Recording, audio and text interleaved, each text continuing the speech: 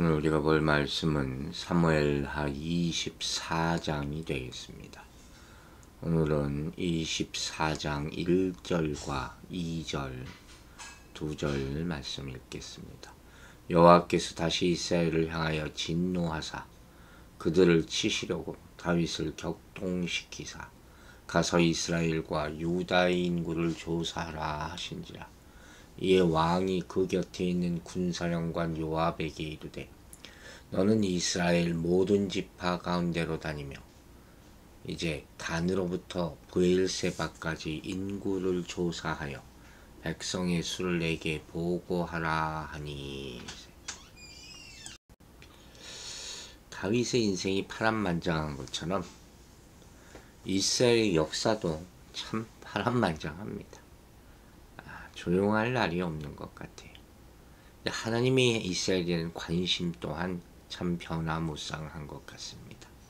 오늘 본문은 하나님께서 이스라엘에 대해서 진노하셨다 이런 말로 시작해요. 근데 다시 진노하셨다는 말이 눈을 끌죠. 이 말 해석하기가 참 쉽지 않아요.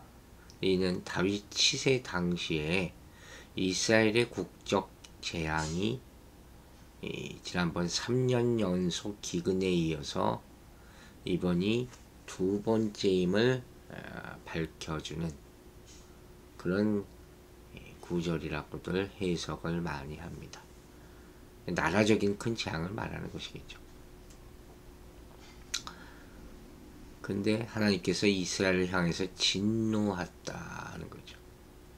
이 말은 앞으로 나타나는 다윗의 인구조사가 범죄한 이스라엘을 징계하시려는 하나님의 계획적인 의도에서 나온 것이다 하는 것을 분명하게 처음부터 보여준다고 할 수 있어요. 즉 하나님께서는 우선적으로 범죄한 이스라엘을 징계하시고자 다윗으로 하여금 그릇된 행위를 하도록 부추기셨다. 쉽게 말하면 이런 거예요. 이해하기 좀 어려운 그런 분들이 분명히 있을 거예요. 나중에 이걸 설명합니다. 이걸 다시 어떻게 표현할 수 있냐면 엄밀히 말하면 다윗이 사단의 유혹에 빠지는 것을 그냥 방임하신 거예요. 내버려뒀다 하는 것이죠. 그러면 다시 한번 궁금해지죠. 도대체 하나님의 진노를 촉발케 한 이스라엘의 범죄가 지금 뭔가 하는 것이죠. 어떤 사람은 이 범죄에 대해서 여기 나오지 않은 숨은 죄가 있을 것이다 이렇게 말해요. 또 혹자는 다윗의 인구조사에 동참한 죄가 그게 이스라엘의 죄다 이렇게 본단 말이에요. 그러나 하나님의 징계에는 분명한 근거가 있을 거 아닙니까? 또 여기는 명확히 하나님의 진노가 우선적으로 이스라엘에 대한 것이라고 밝히고 있거든요. 이거 앞서 말한 두 가지 견해는 받아들이기가 쉽지 않아요. 그러므로 우리는 하나님의 진노를 불러일으킨 이스라엘 범죄는 지난번 압살롬의 난과 세바의 난에서 보여주었던 저들의 반역적인 행동이라고 보아야 된다는 것이죠. 즉 그때 이스라엘의 다수는 유감스럽게도 하나님께서 기름 부어 세우신 다윗 왕을 반역하고 그를 대적하여 압살롬과 세바를 쫓았지 않았습니까? 이것이야말로 하나님께 대한 저들의 반역죄였던 것이죠. 이것만큼은 확실하죠. 그런데 이제 우리가 아까도 얘기했지만 이해할 수 없는 것이 하나님의 심판이 어떻게 임하여 다윗을 통해서 임한단 말이에요. 다윗을 격동시켜서 인구조사를 하라 하시고 그것을 잘못했다 하는 것이죠. 근데 이게 다윗의 범죄 행위를 하나님의 섭리적 차원에서 우리가 해석해야 돼요. 큰 뜻에서. 즉 하나님은 인간의 자유의지를 주셨잖아요. 그걸 말살하지 않으셨단 말이에요. 그 가운데 모든 인간 역사를 당신의 뜻대로 섭리하여 가신다. 여기가 어려운 거예요. 이 섭리라는 단어 자체가, 프로비던스라는 자체가 어려운 우리는 다 이해할 수 없어요. 어쨌든 간에 따라서 다윗의 인구조사는 이 다윗의 자유의지와 상관없이 벌어진 일이 아니었다. 다만 하나님은 이스라엘을 징계코자 다윗의 의식 속에 있는 악한 의도를 허락하셨다. 이렇게 해석하는 거예요. 한편 역대상 21장 1절을 보면 뭐라고 되어 있냐면 이 똑같은 구조 상황인데 사단이 다윗을 격동시켰다. 이렇게 나와 있어요. 그럼 이게 뭐냐 할 텐데 이 두 기록이 상호 모순되지 않는다는 거죠. 왜냐하면 아까도 얘기했지만 넓은 의미에서 볼 때 하나님께서는 당신의 뜻을 이루기 위하여 사단을 이용하시기 때문이다. 조금 더 이해가 됐을지 모르겠어요. 바로 욥기에 나오잖아요.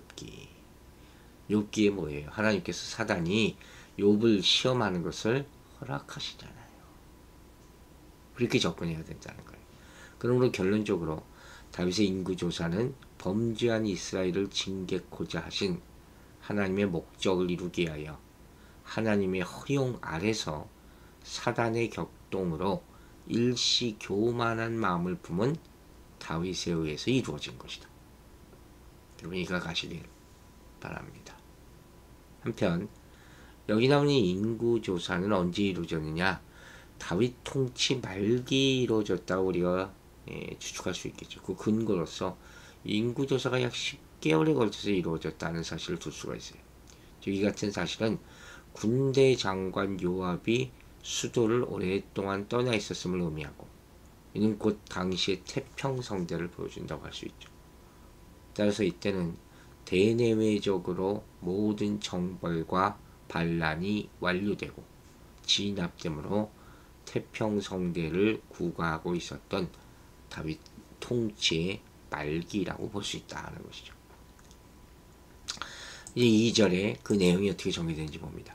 이에 왕이 그 곁에 있는 군대 장관 요압에게 이르되 너는 이스라엘 모든 지파 가운데로 다니며 이제 단에서부터 브엘세바까지 인구를 조사하여 백성의 수를 내게 보고하라 하니라. 자, 이 문제의 인구 조사 명령을 다윗이 내립니다. 먼저 요압에게 뭐라고 얘기합니까? 이스라엘 모든 지파 가운데로 다니며 단에서부터 브엘세바까지. 이게 모든 지파예요. 단은 이스라엘 북쪽 경계죠. 브엘세바는 유다 남쪽 경계 성읍이거든요. 이 말이 이스라엘 온 땅을 통칭하는, 뭐 우리나라도 따지면 한라산에서 백두까지 우리나라 아닙니까? 이런 지역적인 특징을 얘기하고 있죠. 그래서 인구를 조사해서 내게 알게 하라 하는 거예요. 근데 우리가 서두에서부터 얘기했듯이 이 인구조사는 이스라엘의 재앙의 원인이 됐어요. 물론 인구조사 그 자체가 악한 것은 아니었죠. 왜냐하면 이전에 이스라엘은 하나님이 인정하여서 여러 번 인구를 계수한 바가 있기 때문에 출애굽기에도 나오고 민수기 1장에도 나와요. 문제는 뭡니까? 다윗의 인구조사가 그 목적이 뭐였냐는 거예요. 군사적인 목적, 왕권의 강화, 이걸 위해서 시행됐던 거예요. 하나님이 원하신 것이 아니었어요. 제가 항상 얘기하잖아요. 열심히 좋은 게 아니라고. 하나님의 뜻에 따르는 게 바른 거죠. 우선 합법적인 인구조사는 제사장들이 그 일을 감당했거든요. 민수기 1장에 그 내용이 나와요. 이에 반해서 여기서 다윗은 요압을 인구조사의 책임자로 임명합니다. 또 합법적인 인구조사는 조사받은 각 사람에게 생명의 속전, 일종의 세금이죠. 그걸 얘기했어요. 출애굽기 30장에 이 말이 나와요. 그리고 이 생명의 속전은 성소에 봉헌됨으로써 여호와께 속하게 하는 거예요. 이 뜻은 하나님의 구원의 은총에 감사함과 동시에 자신들이 하나님께 속했음을 고백하는 의식이라고 할 수 있죠. 즉 이 인구조사를 통해서 하나님의 백성임을 다시 인침받는다는 의미가 분명히 있겠죠. 영적으로는. 그래서 이걸 하는 거예요. 확인하는 거예요. 그러나 다윗의 인구조사에는 이런 일을 행하지 않았다는 거죠. 이로 보아서 다윗은 단순한 인구조사를 명령한 것이 아니라 하나님이 허락하시는, 그게 아니라 군사적인 목적과 왕권 강화를 위해서 이걸 실시했다는 거예요. 이 다윗의 행위는 뭐예요? 하나님의 뜻을 배반하는 것이죠. 왜냐하면 이건 뭘 의미하느냐? 다윗은 전쟁에서의 승리를 하나님께로부터 얻으려 하지 않고 강화된 군사력과 왕권에서 얻으려 했다. 이 다윗이 갑자기 또 헷가닥한 거예요. 세상 말로. 그러므로 이는 후일 바벨론 왕의 사신들의 방문을 받은 히스기야 왕이 그들에게 이스라엘의 보물창고와 무기고를 보여줌으로써 재력과 군사력을 자랑한 그런 교만죄와 같은 성질의 죄가 된다는 것이죠. 자기 과시를 위해서 한 거예요. 이 인구조사를 통해서 자신의 세력과 번영을 확인하고 자랑하려 했다. 내 왕국이 얼마나 큰가. 이게 드러내려고 했다는 거예요. 특히 군사력에 대한 실세를 구절에 가면 파악을 하거든요. 그래서 이스라엘이 강대국이다. 이걸 자랑하려 했던 거예요. 이러한 의도가 뿌리가 뭡니까? 바로 번영의 근거가 자기 자신에게 있다고 믿은 거죠. 또 하나님보다 군사력을 더욱 신뢰하려고 했던 다윗의 교만을 반영한 것이라는 말이에요. 자, 이거 보세요. 이렇듯 인간들은 흔히 자신에게 찾아온 행복과 번영을 하나님께 대한 감사의 제목으로 삼지 않고 자신의 힘을 과시하는 수단으로 삼는다는 거예요. 어제 우리 욕망이라는 말씀 들었잖아요.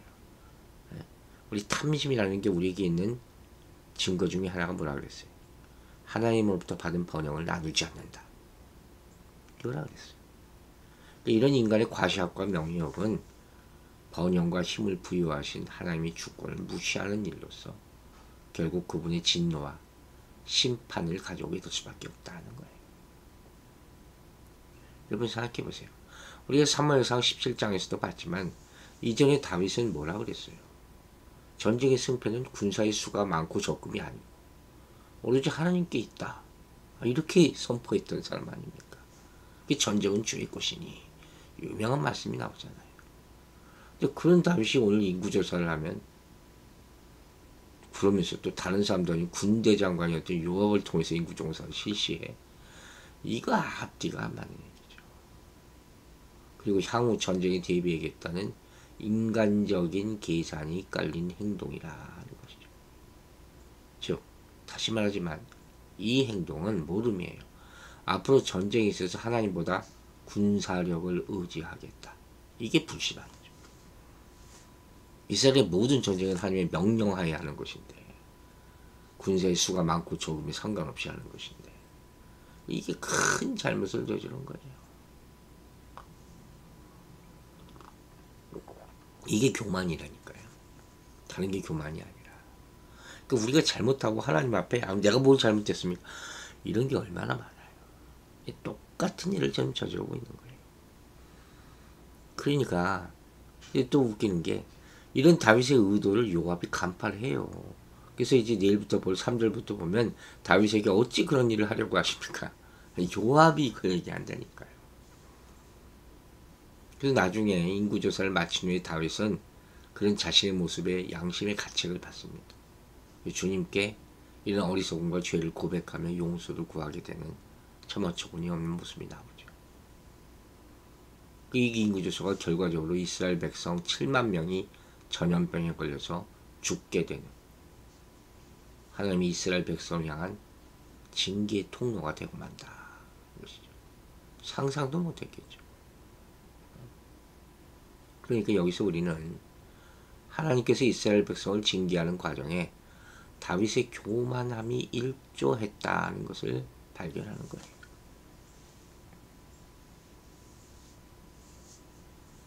근데 잘못하면 이 내용을 잘못 해석하면 하나님이 하시는 이 일이 무엇하고 오해할 수도 있다는 거예요. 그게 뭐냐? 아까 얘기했던 하나님이 당신의 일을 위해서 계획적으로 인간의 감정과 생각을 조종해서 우리를 벌하시게 한다. 그렇게 생각할 수도 있다는 거 아니에요. 근데 이 생각 관련해서 우리는 이 다윗의 인구조사 내용이 또 어디 있다고 그랬어요? 역대상 21장에도 있잖아요. 역대상 21장 1절에 뭐라고 되어 있다고요? 사탄이 일어나서 이스라엘을 대적하고 다윗을 충동하여 이스라엘을 계수합니다. 저는 이 구절을 꼭 함께 읽어보고 해석해 봐야 된다고 생각해요. 또 사무엘하 24장 1절은 다윗으로 하여금 인구조사를 하도록 이끈 주체가 분명히 하나님이시라고 말하잖아요. 역대상 21장 1절은 그 주체를 사탄이라고 기록한단 말이에요. 그러니까 이거 보세요. 동일한 사건인데 이런 차이를 보여요. 왜 기록이 잘못된 겁니까? 무지한 사람들이 이렇게 얘기하잖아요. 자, 그때 우리가 누구를 생각해야 되냐? 아까 얘기한 욥의 경우를 생각하는 거예요. 성경을 알지 못하면 성경을 해석 못해요. 욥도 온전하고 정직하여 하나님을 경외하는 악에서 떠난 사람이라고 했잖아요. 거기에 대해서 사탄이 하나님 앞에 와가지고 욥에게 복을 주셨기 때문에 경외하는 것 아닙니까? 하고 참소하지 않습니까? 그러면서 만약 하나님께서 그를 치시면 분명히 하나님을 욕할 거라 이렇게 충동적이에요. 그러니까 하나님께서 어떻게 하십니까? 사단에게 그 생명만을 해하지 말고 욥을 시험해 보도록 허락하시지 않습니까? 이거 왜 그랬어요, 하나님이? 욥을 약 올리려고? 아니죠. 그만큼 욥을 믿으셨기 때문이에요. 그리고 그의 생명은 건들지 말라. 하나님이 이 일을 주관하실 거라는 거예요. 이런 맥락에서 오늘 다윗의 인구조사를 재해석해 봐야 된다는 거예요. 그 뜻은 뭐냐? 하나님의 심판은 반복해서 죄를 짓고 있는 이스라엘을 징계하시려는 데 있다는 것이죠. 반대로 사탄은 이스라엘 백성들이 하나님께 등을 돌리도록 계속 요구하고 있는 거죠. 이 싸움이에요. 이걸 보라는 거예요. 이 영적 싸움. 그럴 때 사탄은 그 중심에 있는 다윗을 노리는 거죠. 하나님의 사랑을 가장 많이 받는 듯해 보이는.